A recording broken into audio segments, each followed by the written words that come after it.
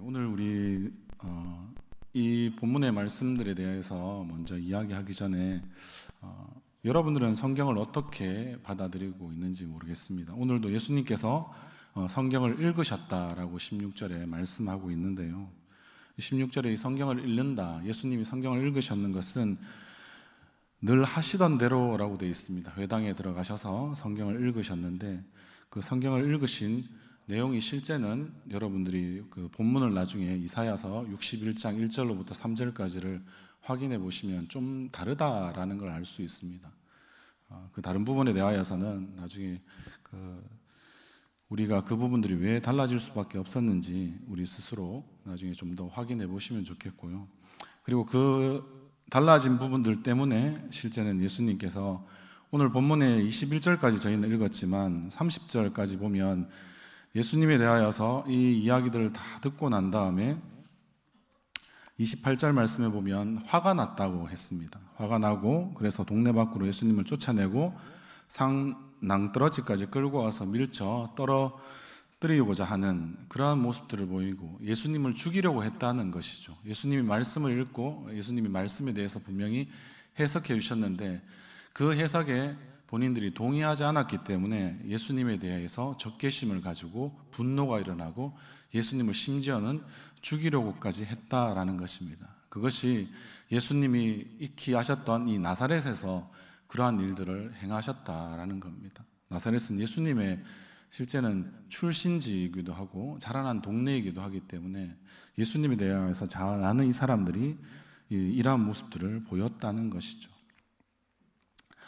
오늘은 아마 그런 부분들도 우리가 참고를 하면서 왜 이러한 모습밖에는 말씀을 들은 사람들, 예수님의 해석을 들은 사람들이 왜 그랬을까라고 생각하는 것이죠. 오늘 받고 이야기하면 제가 설교를 했습니다. 여러분들이 설교를 듣고 이제 나중에는 저를 이제 밀쳐내기 시작하죠. 그리고 더 나아가서는 저 목사님이 이제 좀 저 정도 하시면 돌아가셔야 되지 않겠나, 뭐 이런 건 약하고 이제 적극적으로 이제 죽여야 되겠다라는 그런 살기를 느끼는 그러한 일들이 예수님 당시에 있었다는 거죠. 우리는 지금 예수님에 대해서 예수님이 오셔서 말씀의 그 말씀 자체이신 분이 그 하나님의 말씀을 해석해 주시고 설교했으니까 이 이야기를 듣는 이 설교를 예수님의 설교를 듣는 사람들, 예수님의 해석을 듣는 사람들은 얼마나 복되고 복된 자 중에 한 명입니까? 그럼에도 불구하고 나사렛에 있었던 이 회당에서 예수님의 이 말씀을 들었던 사람들은 구약의 말씀과 조금 틀리다는 이유만으로, 뭔가 좀 빠진 부분이 있다는 이유만으로 이렇게까지 과연 분노하고 예수님을 죽여야 할 일인가, 우리가 또 그렇게도 생각해 볼 수 있겠죠. 이러한 다양한 생각들이 떠오르는 것은 예수님께서 19절 말씀에 같이 한번 읽어보겠습니다. 주의 은혜의 해를 전파하게 하려 하십니다 라고 되어 있습니다. 예수님이 은혜의 해만 이야기하셨고요, 실제는 이사야서 61장에 나오는 보복의 날을 선포하지를 않으셨어요. 그때 당시에 사람들은 은혜와 보복은 함께 가는 것이다 라고 생각했죠. 어떻게 해요? 이스라엘 백성에게는 주의 은혜의 해가 늘 비치고 그러한 희년의 날, 기쁨의 그러한 시기가 반드시 올 것인데 그때가 오면 다른 모든 이방인들은 실제는 심판받고 보복당하는 날이다 라고 생각했던 것이 구약에 묶여 있었던 많은 이스라엘 백성들, 예수님 당시에 나사렛 회당에서 예수님의 말씀을, 최고의 권위의 말씀을, 그 설교를 들었던 사람들의 반응이었다라는 것입니다. 왜 그럴까요? 한번 우리가 생각해 봐야 되지 않겠습니까? 우리가 잘 아는 시각장애인은 누가 있습니까? 헬렌 켈러 여사라는 분이 있죠. 맞죠? 그분이 어느 날 이렇게 숲속을 산책하고 돌아온 친구에게 너 과연 숲속에 가서 무엇을 보고 왔느냐, 관찰해 봤느냐 이렇게 물었는데 친구가 대답했답니다. 뭐 별로 특별한 건 없어, 이렇게요. 그러자 헬렌 켈러는 친구의 이 말이 도저히 믿기지 않았죠. 몇 시간이나 숲속을 산책했는데 숲속에서 지저귀는 뭐 종달새 소리나 새 소리도 있었을 거고, 시각적으로 따지면 뭐 요즘같이 봄이었다고 생각해 보십시오. 어제 뭐 저희가 청년부 수련회를 갔을 때 우리가 밤에 가서 꽃을 잘 못 봤지만 그러나 유채꽃도 보일 수가 있고요, 봄에는. 그리고 매화도 핀다고 했고요. 그런 각종 모양의 하나님이 지으신 모든 만물 가운데 꽃이 움트고 싹트는 그런 모습들을 우리는 숲에 가면 다 볼 수 있지 않습니까? 그런데도 이 친구는 몇 시간이나 그렇게 봤는데도 자기가 볼 만한 것이 없다라는 뜻으로, 눈여겨볼 만한 가치가 없다는 그런 뜻으로 아마 이렇게밖에는 대답하지 못하였던 거죠. 그럴 때 헬렌 켈러는 이렇게 생각했답니다. 눈으로 볼 수 있다는 것이 오히려 많은 것을 보지 못하게 만든다라고 말이죠.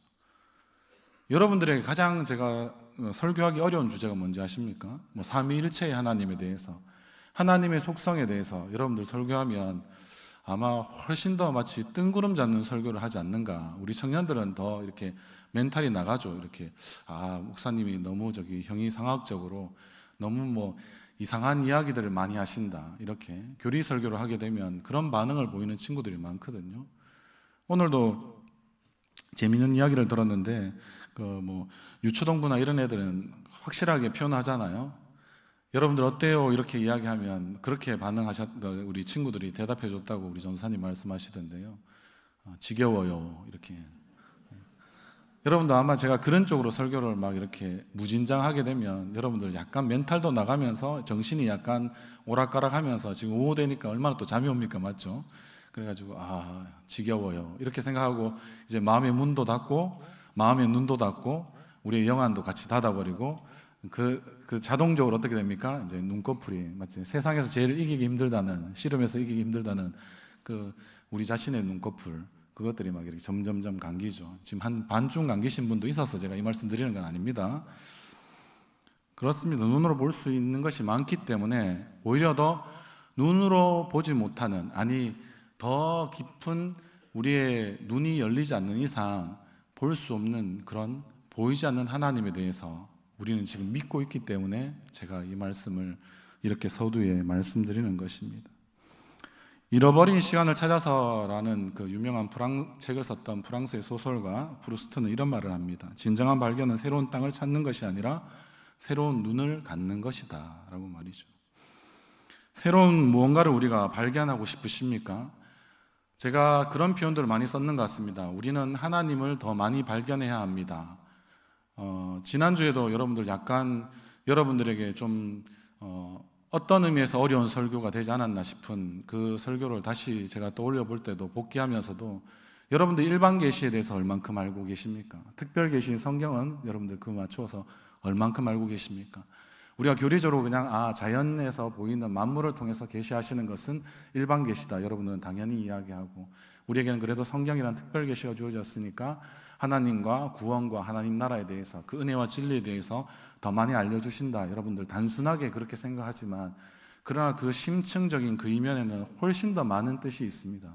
계시는 결국엔 어떤 것입니까? 뚜껑을 열어서 보여주는 겁니다. 영어로 치면 디스커버라는 겁니다. 디스커버.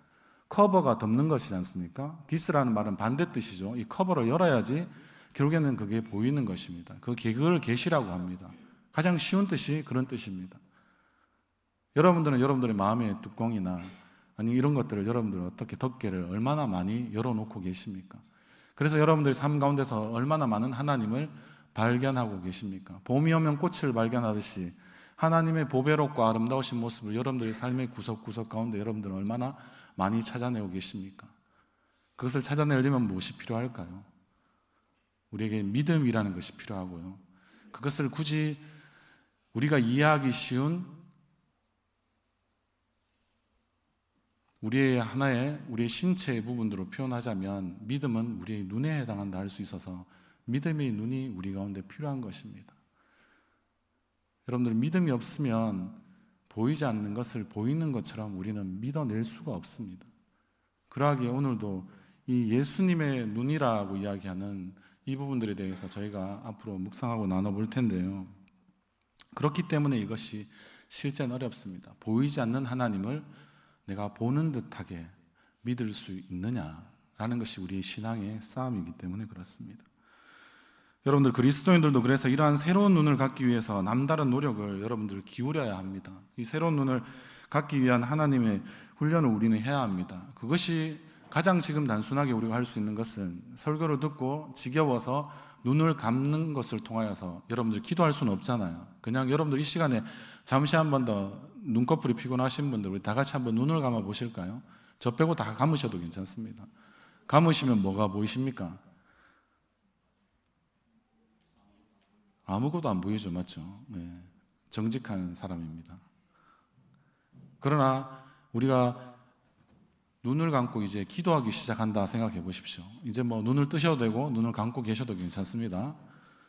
기도한다 생각해 보십시오. 여러분들 기도할 때 하나님을 여러분들 그려낸 경험이 없으십니까? 저는 개인적으로 그런 경험이 있습니다. 좀 목사님 신비주의 같으신데요. 뭐 그렇게 이야기하셔도 어쩔 수 없습니다. 개인적인 경험상 정말 하나님 아버지의 그 따스함과 그 포근함과 그리고 내가 이전에 세상의 아버지로부터 만족을 누리지 못했던 그런 부분들이 채워지는 그런 느낌들, 느낌적 느낌, 요즘 표현으로 그렇죠. 그런 하나님 아버지라고만 불렀을 때도 기도하는 가운데 그러한 부분들이 열린다라는 그런 느낌을 받은 적이 있다는 것이죠. 여러분들 기도는 결국에는 눈을 감아야지만 하는 것 아니겠습니까? 그래서 내가 육안으로는 하나님을 볼 수 없다는 것을 여러분들이 기도하는 순간에 우리의 기도 형식을 저는 무조건 눈을 감는다라고 생각하지는 않지만 기본적으로 우리가 전통적으로 해왔던 기도의 방식들 눈을 감을 때 여러분들 그때서야 어떻게 됩니까? 결국에는 우리는 보이지 않는 하나님을 우리의 육안이 아니라 우리의 마음의 눈을 열어서 더 깊이는 우리의 영안을 열어서 그렇게 주를 바라볼 수 있게 된다라는 것입니다.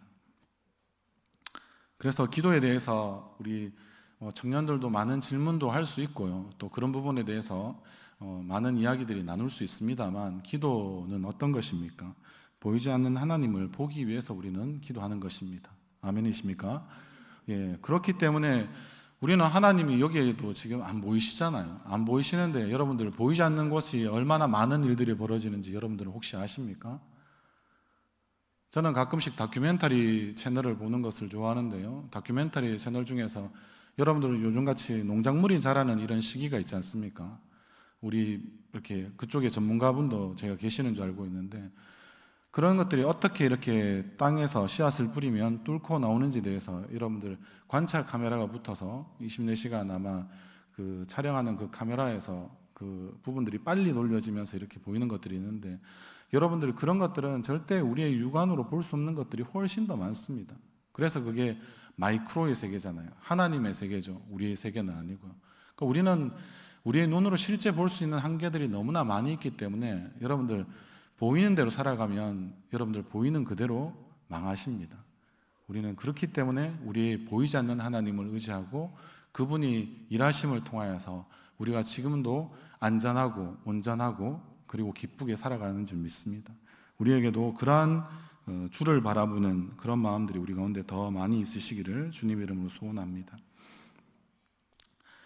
그래서 우리는 지금 이 시간 여러분들이 가장 만약에 아까처럼 눈을 감았다면 가장 소중한 것이 무엇인지를 여러분들 한번 생각해 보면 좋겠습니다. 그리고 그것이 우리는 반드시 보아야 할 것이다 라고 생각됩니다.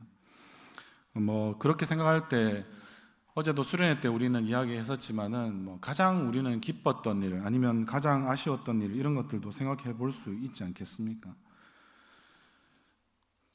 오늘 우리의 말씀을 같이 한번 읽어보도록 하겠습니다. 18절의 말씀 우리 같이 한번 읽어보겠습니다.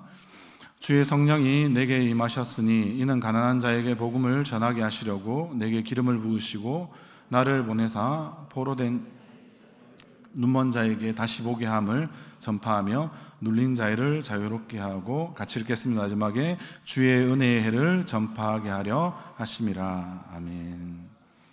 이 말씀이 결국엔 하고 싶어하는 말씀이 무엇이냐면 여러 가지 측면에서 이야기할 수 있겠지만 오늘 여러분들에게 드리고 싶은 것은 우리가 반드시 보아야 했던 것을 지금 말씀하고 있다는 것입니다. 그런데 우리는 그것을 실제로 잘 보지 못한다는 것입니다. 우리의 가진 두 눈으로 잘 볼 수 없기 때문에 그렇지 않겠습니까? 세상의 가치로는 그렇게 볼 수 없다는 것입니다. 그럼 우리가 보려면 어떻게 해야 됩니까? 눈먼 자에게 쉽게 이야기해서 오늘 말씀처럼 다시 보게 함을 이라고 이야기하는 것은 어떤 때 가능하다고 이야기합니까? 18절 첫 절에 나오는 말씀처럼 우리가 주의 성령이 내게 임하셨을 때 가능한 것입니다. 성령이 오셔야지만 여러분들이 이전과 같은 삶도 살지 않고요, 새로운 삶을 살아가는데 새로운 눈으로 살아가게 된다라는 말씀이십니다. 이를 위해서 예수님이 이 땅에 오셨습니다. 여러분과 저에게 성령이 임하셨습니다. 이제 하나님께서 보라고 하신 것을 볼 수 있는 눈을 가져야 한다는 것이죠. 내가 보고 싶어 하는 것이 아니라 하나님이 보라고 하는 것, 예수님이 원하는 것을 우리가 무엇인지를 보아야 한다라는 것입니다. 당시 사람들, 오늘도 말씀드렸지만 왜 이 사람들이 그 보복의 날, 이 날을 같이 말씀 가운데 이사야서를 읽을 때 예수님께서 그것을 읽지 않느냐고 그들이 마치 따져 묻기라도 하는 듯이, 그리고 온갖 주의 은혜의 그런 혜택들이 우리가 오늘 예수님께서 다 읽진 않았지만 뭐 엘리야 때, 엘리사 때를 이야기하면서도, 그리고 또 그 가운데 병 나은 사람이 수리아 사람 나아만 장군이라고 하는 그 사람밖에 없었다. 지난번에도 말씀드렸다시피 아람이라는 나라가 있다고 아마 여러분들 많이 또 설교를 통해서 들으셨을 겁니다. 그 아람 나라에 자기 그 북이스라엘을 거의 힘들게 하고 망하기 직전으로 몰고 갔던 아수르 이전에 이 아람이라는 나라가 있었는데, 그 아람이라는 나라에 그 사람만 나왔다라고 예수님께서 마시 27절까지 말씀하니까 더 들을 것 없다. 저 예수는 마치 사기꾼이다, 거짓말장이다, 우리 이스라엘 사람들을 마치 해하려고 하는 사람이다 라는 그러한 반응으로 그들이 더 이상 아마 설교가 길었을 수도 있는데, 저는 제가 상상해 보건대 그것을 아마 멈추고 그들이 예수님께 달려들기 시작했기 때문에 예수님이 이 이사야서 말씀을 전부 다 풀어주실 수 없었다라고 생각을 합니다. 그러한 일들이 일어나는 것처럼 우리도 마찬가지 아니겠습니까? 당시 사람들은 자신들의 회복, 세상의 회복 이런 것들을 바라고 살았습니다. 그러나 예수님은 하나님 나라의 회복을 그들 가운데 보여주기를 원했습니다. 예수님이 보시는 걸 보려면 우리는 예수님의 눈을 반드시 가져야 합니다. 예수님이 보시고 싶은 것을 볼 수 있어야 하는 것입니다. 우리가 유명한 기독교의 고전 중에 예수라면 어떻게 하실까라는 책이 있습니다. 아마 많은 분들이 읽으셨을 줄 압니다. 여러분들의 삶 가운데 순간순간 여러분들이 판단하고 결정을 할 때마다 여러분들 어떻게 합니까? 여러분들 예수님이 되셔서 작은 예수처럼 여러분들 결정하고 여러분들의 삶의 순간순간마다 선택하고 그것이 여러분들의 인생이 되어지고 그것을 통해서 우리는 주님께 영광을 돌리고 계십니까? 그렇지 못하다면 다시 우리는 기초로 기본으로 돌아야 합니다. 여러분들의 삶의 순간에 여러분들 어떻게 결정하고 있습니까? 예수님이라면 그 자리에서 여러분들과 함께 있다면 내 대신 예수님이 와 계셔서 우리의 마음의 주인이 되시니까 그 선택과 결정을 해주신다면 여러분들은 어떻게 하셔야 하는데 불구하고 그렇지 못하고 예수님을 반대했습니까? 그리고 예수님이 보라는 것을 보는 것이 아니라 내가 보고 싶은 것을 여러분들은 얼마나 많이 보고 지금까지 또 이번 주도 여러분들 사셨습니까? 우리는 그것을 고민해 보아야 되지 않겠습니까? 예수님이 이 땅에 오신 것은 사람들에게 진정한 예수의 눈, 하나님의 눈을 회복시키기 위함이었다라는 것입니다. 사람들은 그렇습니다. 앞에도 말씀드렸지만 자기가 보고 싶은 것을 보고 싶어 하기 때문에 마치 우리는 작은 예수가 되는데 저는 눈은 빼고 예수님 닮고 싶어요. 여러분들 그렇게 이야기하고 싶은 여러분들의 모습들을 저는 가끔씩 봅니다. 왜냐하면 여러분들과 또 어떤 말씀에 대해서 나누거나 여러분들의 생각에 대해서 나눌 때 저기는 행동하는 거나 손과 발은 예수님을 닮은 듯한데 눈은 전혀 그렇지 못하다라는 생각이 마치 들 때가 있습니다. 그것이 얼마나 참 모순되고 안타까운 일입니까? 그래서 우리는 예수님의 눈을 갖기보다는 자신만의 눈을 갖고자 하는 것이죠. 그래서 그들은 자기들이 좋아하는 사람들은 우리들이 그렇죠. 결국에는 가치 있는 건 내가 봤을 때 좋은 것, 필요한 것만을 볼 줄 알려고 하기 때문에 결국에는 예수님이 정말 필요로 하시는 것, 예수님이 가치 있다고 하시는 것, 예수님이 정말 이것이 중요하다고 하시는 그런 것을 보는 눈이 없다라는 것입니다. 하나의 재밌는 실험을 한 경우가 있는데요.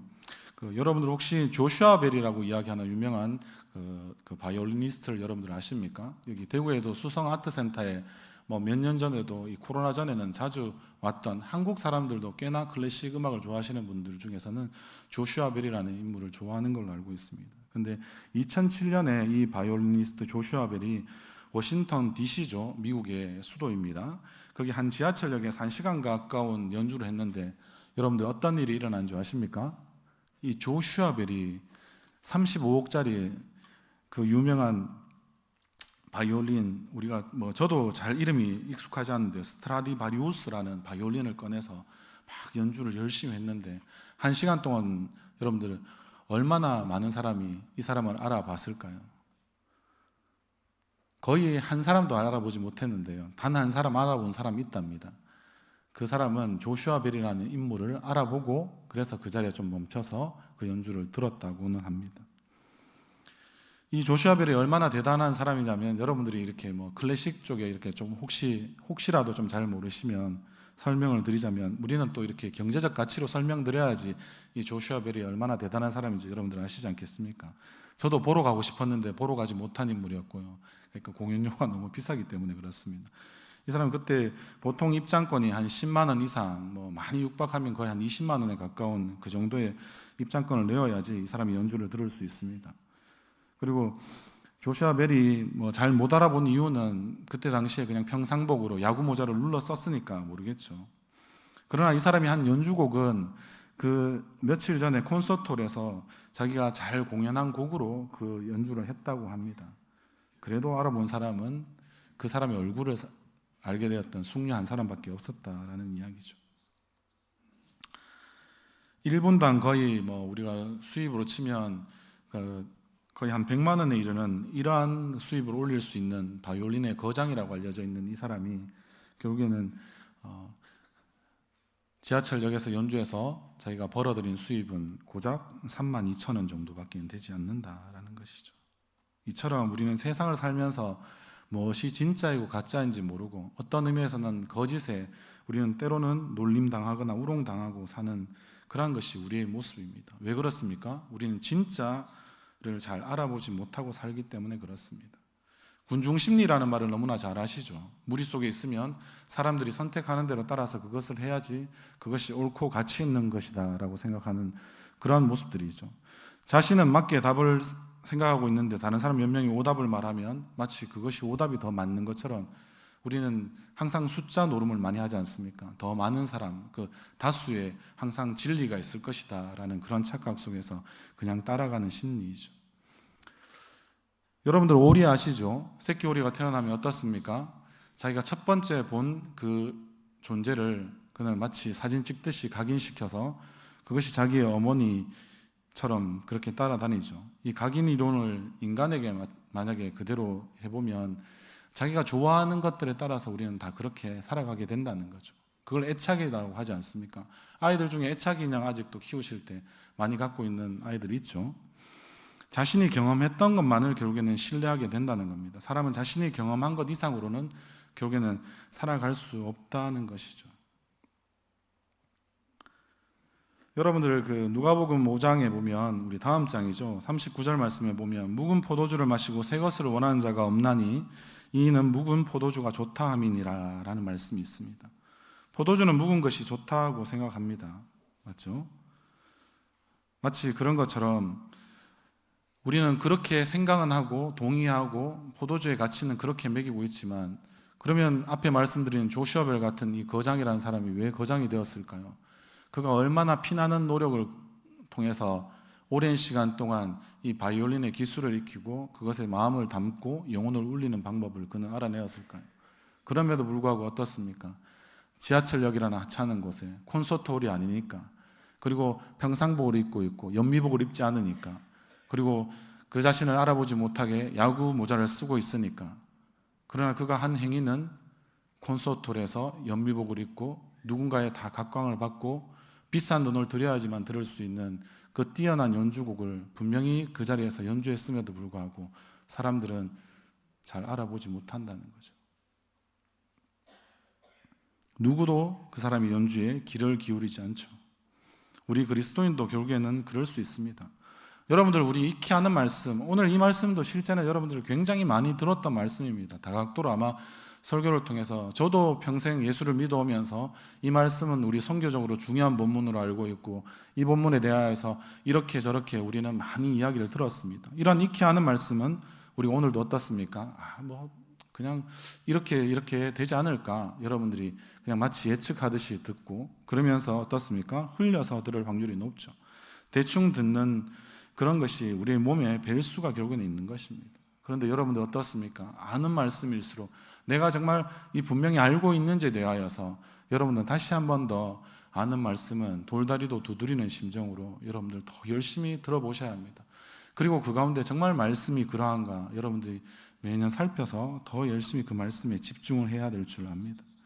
그렇게 할 때 정말 하나님이 정말 그러하신 분인가, 하나님이 정말 이 말씀 가운데 또 이렇게도 일하시는 분이신가, 이렇게 역사하시는가, 우리를 인도하시는가, 우리에 대하여서 돌보고 계시는가, 여러분들은 다시 한 번 더 그 성경의 이면을 살펴볼 수 있는 그런 믿음의 눈을 가지시기를 바랍니다. 우리는 예수님을 결국 예수님답게 볼 수 있는 그러한 눈을 가져야 하는 것입니다. 오늘 예수님께서는 4장 21절 말씀을 우리 같이 읽겠습니다. 이에 예수께서 그들에게 말씀하시되 이 글이 오늘 너희 귀에 응하였느니라 하시니. 아멘. 우리에게는 예수님이 하신 말씀이 이 말씀뿐만 아니라 모든 말씀이 그대로 이루어졌습니다. 예수님 자신이 말씀이 되셔서 말씀을 다 성취하기 위해서 그렇게 이 땅에 오셨기 때문에 그렇습니다. 그러하기 때문에 예수님이 원하시는 대로 모든 것이 이루어졌음을 우리는 알아야 합니다. 그렇지만 세상 사람들은 어떻습니까? 예수님이 하신 말씀도 말씀이 이 땅 가운데 오셔서 그 말씀을 온전히 자신의 삶으로도 다 성취시킨 이런 일들을 예수님을 알지 못하는 사람들은 그것을 부정합니다. 그런 것에 전혀 관심이 없습니다. 그냥 세상이 말하는 종교나 철학이나 또 다른 매력적인 사상들을 우리는 쫓아서 살아가는 것이 더 좋다라고 생각합니다. 그래서 예수님의 말씀에 대해서는 좀 시큰둥한 경우가 많죠. 나에게 별 감흥이 없어. 이것들은 뭐 저기 공자도 이야기하고 노자도 이야기하고 석가모니도 이야기하고 뭐 마호메트가 믿는 그 알라신에 보면 그 코란이라는 경전에서도 뭐 그런 이야기를 할 거야. 뭐 이렇게 우리는 쉽게 생각해버리고 그것으로 그냥 치부해버리고 맙니다. 사람들이 예수님에게 보이는 반응은 그저 놀라운 사람, 그저 좋은 사람, 뭐 좀 들을 만한 사람이네, 괜찮은 사람이네, 뭐 이렇게 생각합니다. 하지만 예수님의 말씀에 우리의 눈이 뜨인다면 여러분들 인생이 바뀝니다. 때로는 여러분들이 제가 어제 수련회 때도 우리 청년들에게 일신앙이라는 말을 했었습니다. 좀 변함돼서 우리 성도님들은 잘 모르실 수 있습니다. 자기가 일을 통해서 자신의 정체성을 그 가운데 다 부여해버리는 걸 말하는 겁니다. 교회에서도 그렇지 않습니까? 무조건 수고하고 섬기는 예수의 손과 발만 되면 예수의 눈이 없어도 잘 살 수 있다라고 마치 이야기하는 것이 우리 청년들에게 좀 강요되는 것 같은 느낌이 있어서 저는 청년 사역을 하면서 그 부분들을 굉장히 안타까워하고 그 부분들을 위해서 어떤 의미에서는 제일 많이 기도합니다. 왜 그렇습니까? 제가 왜 그것을 염려할까요? 결코 예수님의 눈을 가지지 못하고 예수님의 손과 발로는 여러분들이 성장의 한계가 있기 때문에 그렇습니다. 교회에서 여러분들이 많이 수고하고 섬긴다고 그것으로 여러분들이 신앙이 진짜 신앙이 될 수 있겠습니까? 아니면 여러분들의 신앙이 그만큼 성장할 수 있겠습니까? 저는 결코 그것이 쉽지 않다는 걸 오랜 사례를 통해서 그리고 많은 그 일신앙 때문에 아파하는 그러한 우리 청년들이나 지체들을 보면서 저는 실제 몸소 많이 겪었기 때문에 그렇습니다. 그렇다고 수고하고 섬기는 걸 여러분들이 등한히 할 수 있는 제가 자유를 이 시간에 선포하고 허락하는 것은 아닙니다. 자유는 예수님만이 선포하시는 것이잖아요.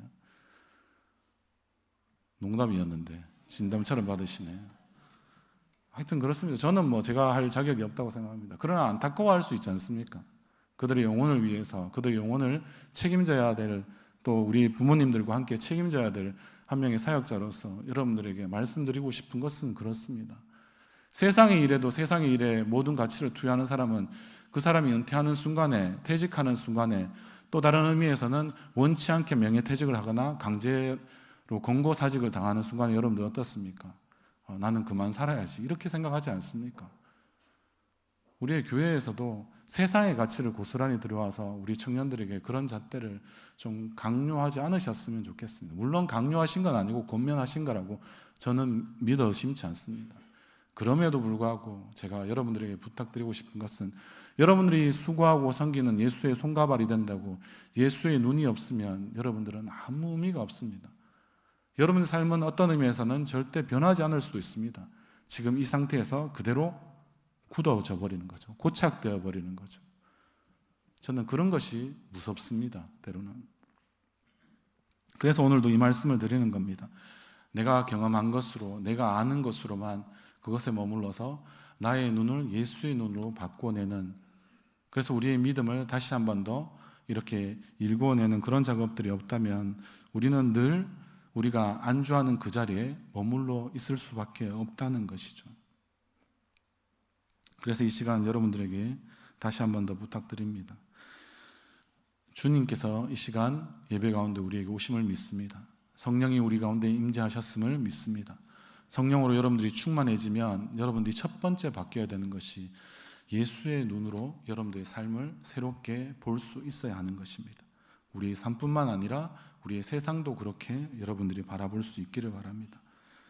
그래서 영적인 눈을 뜨고 좀 제대로 그렇게 진리 가운데 우리가 그것을 바라볼 수 있기를 바랍니다.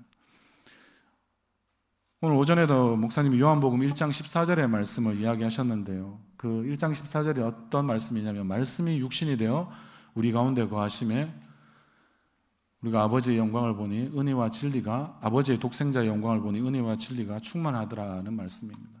여러분들 결코 은혜는 은혜로만은 은혜 되게 할 수가 없습니다. 반드시 그것에 따라오는 것이 진리입니다. 우리가 예수님의 은혜를 받았다고 우리가 왜 잘 살지 못할까 여러분들이 생각하자면, 여러분들이 어떤 의미에서는 말씀을 통해서 은혜도 받지만 그 말씀 자체를 붙들어낼 수 있는 진리의 말씀에 여러분들의 눈이 들 떠져 있기 때문에 그럴 수도 있다는 겁니다. 그래서 여러분들이 은혜를 정말 참다운 은혜, 참된 은혜로 만들어내려면 늘 우리가 진리 가운데 거할 수 있어야 하는 것입니다. 진리가 무엇인지 거짓이 무엇인지 여러분들이 잘 분별하고 판단할 수 있는 여러분들 그런 그 영안, 그런 영적인 안목, 그 믿음의 눈을 여러분들이 가져야 한다는 것입니다. 믿음이 중요한 이유는 진짜와 가짜를 구분해 주기 때문에 그렇습니다. 그것이 구별될 때 여러분들의 신앙이 거기에서부터 하나씩 더 여러분들이 생각하는 것보다 훨씬 더 크게 여러분들이 자라날 수 있기 때문에 그렇습니다. 오늘도 이 시간에 우리는 말씀을 들고 말씀을 나누었습니다. 여러분들 이 말씀을 통해서 여러분들이 은혜와 진리 가운데 거할 수 있기를 바랍니다. 그것을 통하여서 정말 말씀이 육신이 되어 우리 가운데 거하시는 그 주님, 주의 영, 성령을 여러분들이 마음껏 충만케 되어지는 그런 은혜가 여러분들 가운데 있기를 바랍니다.